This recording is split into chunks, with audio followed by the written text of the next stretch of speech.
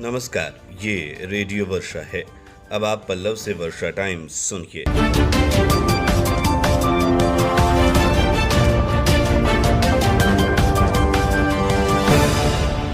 पहले सुर्खियां। जिले में बाढ़ की स्थिति अभी भी गंभीर। जिला प्रशासन सहित जनप्रतिनिधि लगे हैं राहत और बचाव कार्यों में। भाजपा विधायक मिथिलेश तिवारी ने पकाहा छरकी टूटने में साजिश की जताई आशंका। राहत सामग्री बांटने आए हेलीकॉप्टर से पहुंचा पीड़ितों को नुकसान, उड़े 20,000 रुपए और ट्रक से कटा सर बरामद, तफ्तीश शुरू। अब वर्षा टाइम्स विस्तार से।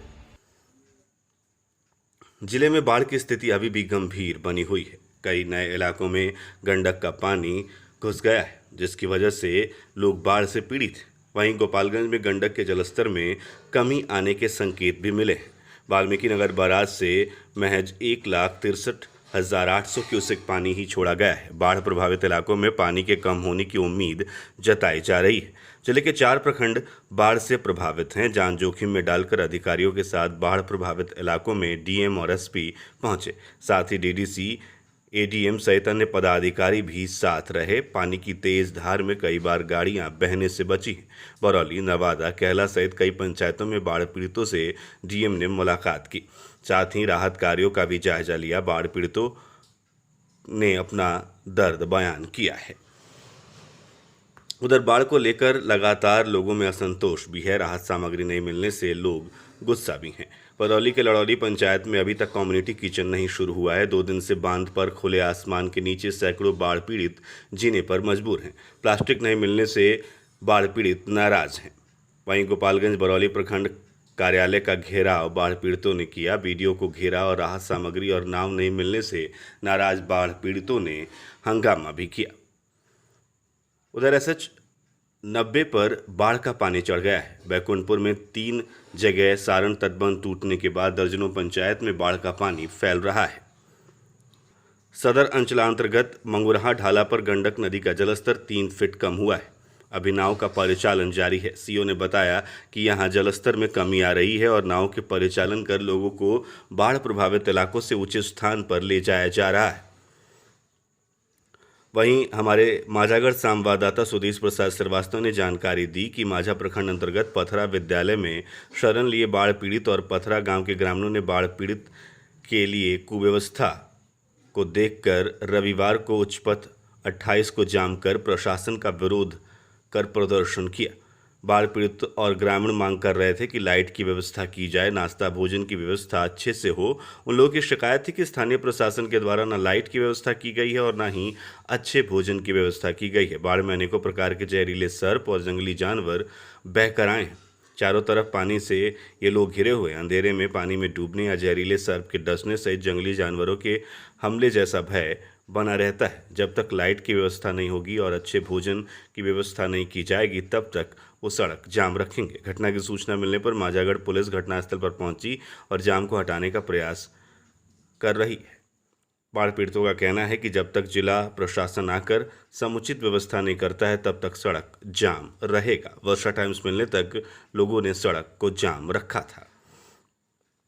उधर माझा प्रखंड अंतर्गत गौसिया, मधुसरिया, भैंसही, निमुइया, कोयनी, माझा, पूर्वी कर्णपुरा, जगन्नाथा, माझा पश्चिमी, छवही सहित 10 पंचायतों में बाढ़ का पानी प्रवेश करने से करीब 1000 एकड़ में लगी धान और ईख तथा मक्का के साथ सब्जी की फसल बर्बाद हो गई है। किसानों की जिंदगी की मेहनत भी बर्बाद हो गई है।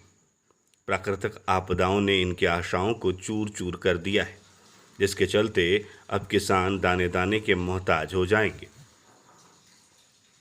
इस आपदा की घड़ी में जनप्रतिनिधि बाढ़ पीड़ितों को भोजन तो करा रहे हैं।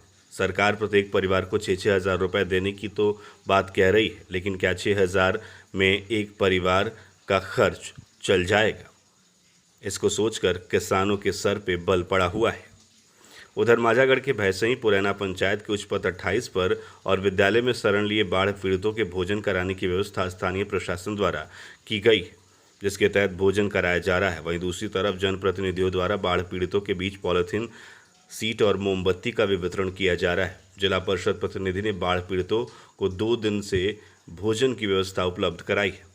माझा प्रखंड अंतर्गत लंगटू हाता और विरती टोला के विशुनपुर बाबू टोला गंडक नहर पर शरण लिए बाढ़ पीड़ितों के बीच जिला परिषद 23 के जिला परिषद प्रतिनिधि संजीत चौबे 2 दिन से भोजन उपलब्ध करा रहे हैं। वहीं मांझा पूर्वी के मुखिया के द्वारा रविवार से भोजन कराने की तैयारी की गई है, जिससे बाढ़ पीड़ित खिन्न है। बाढ़ पीड़ितों का कहना है कि 3 दिन से बाढ़ की तबाही से वो नहर पर शरण लिए हुए हैं, लेकिन तीसरे दिन भी मुखिया द्वारा भोजन की व्यवस्था नहीं की गई है। उधर बाढ़ के दौरान एनडीआरएफ और एसडीआरएफ की टीम भी लगातार लोगों की मदद कर रही है।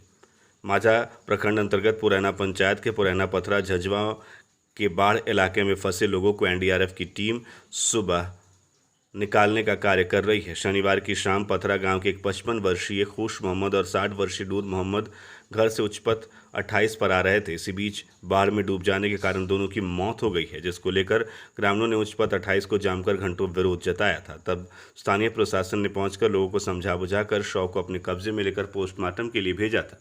इसके बाद एनडीआरएफ की टीम लगातार बाढ़ में फंसे लोगों को निकालने की कोशिश कर रही है।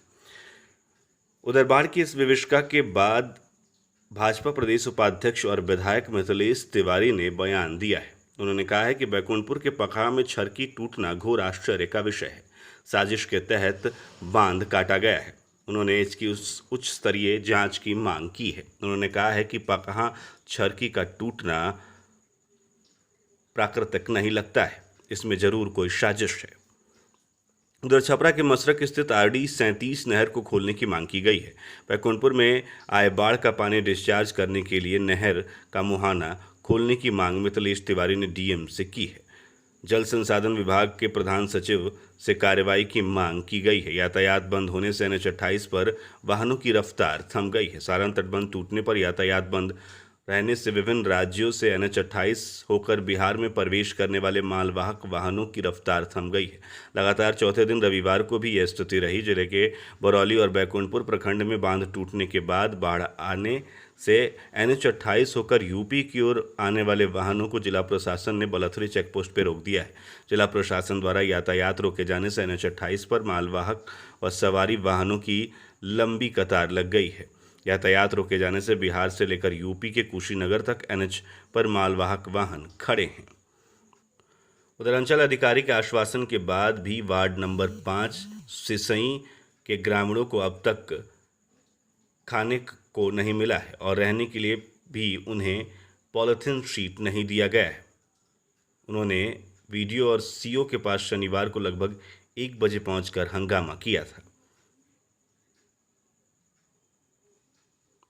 उधर राजद किसान सेल के जिलाध्यक्ष अरुण सिंह ने नई जिला और प्रखंड कमेटी की सूची जारी की है। मोहम्मद चांद नए किसान सेल के जिला महासचिव बनाए गए हैं। अन्य लोगों को भी कई जिम्मेदारियां मिली हैं।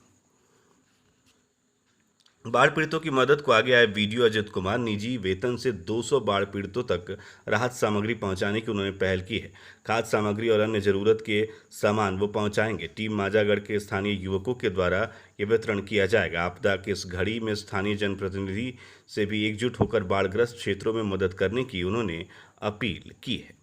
उधर रिलीफ बांटने आए हेलीकॉप्टर की हवा से गरीब का 20,000 रुपये उड़ गया। दूध बेचकर उसने अपना पैसा जमा किया था। बाढ़ से तबाह गरीब का रो रो कर बुरा हाल है। परौली के नेवरी गांव का मामला बताया जा रहा है। वहीं हेलीकॉप्टर के हवा से एक व्यक्ति का टीन का छप्पर भी उड़ गया। उस व्यक्ति की भी जान मुश्किल में है। उधर बाढ़ के दौरान सेल्फी लेना भारी पड़ रहा है। बाढ़ के दौरान सेल्फी लेने के दौरान 4 युवक बह गए। 3 ने तैरकर जान बचाई, जबकि 1 युवक लापता बताया जा रहा है। बरौली के कहला का मामला बताया जा रहा है। बाढ़ आने के बाद जिले में नवयुवक सेल्फी लेने तथा फोटो शूट करने बाढ़ में पहुंच रहे हैं, जो उनके लिए जान और उनके माल के लिए खतरनाक हो सकता है। इसी क्रम में बरौली के कहला में 4 युवक पानी में सेल्फी लेने के दौरान बह गए। 3 ने तैरकर जान बचाई, जबकि 1 युवक लापता है। एनडीआरएफ ने सर्च ऑपरेशन शुरू किया है।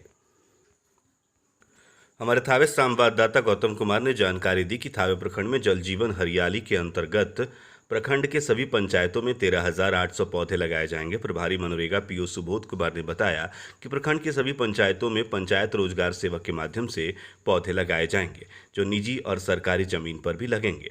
वन विभाग द्वारा प्राप्त पौधे को सभी पंचायत रोजगार सेवक को उपलब्ध करा दिया गया है। उन्होंने बताया कि वन विभाग द्वारा अनुज, सागवान, सेमर और अमलतास आदि पौधे उपलब्ध कराए गए हैं। पंचायतों में पौधे लगाने का कार्य शुरू हो गया है। सभी पौधों को बांस के गेवियन से घेरा जा सकता है ताकि पौधा सुरक्षित रहे। उन्होंने बताया कि 9 अगस्त पृथ्वी दिवस के अवसर पर प्रखंड में पौधे लगाए जाएंगे।